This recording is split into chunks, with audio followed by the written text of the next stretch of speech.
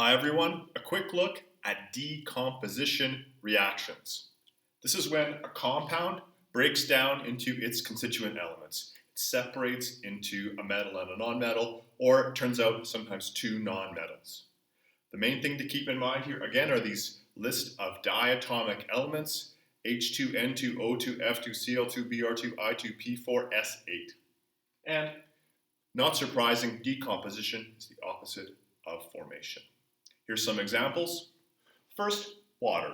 Water decomposing. It's a compound, H2O. It has two different elements in it. It's going to separate into its elements. And again, keep this list in mind.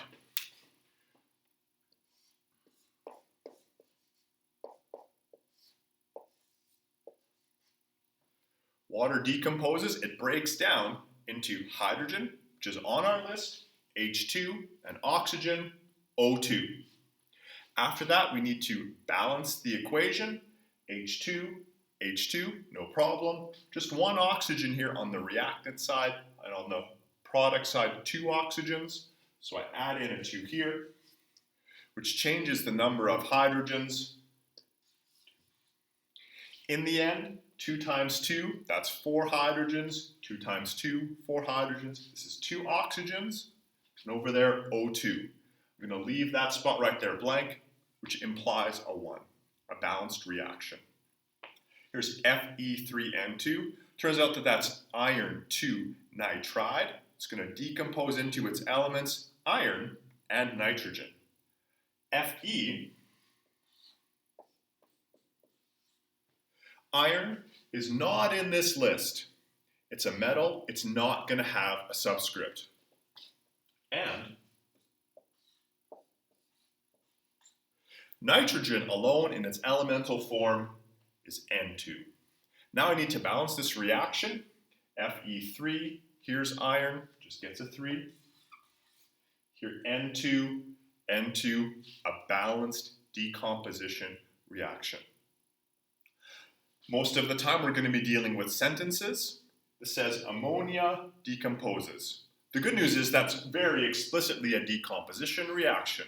Ammonia. What's ammonia? That's a chemical with a one-word name. I can look up the formula in the data booklet if I don't happen to have it memorized.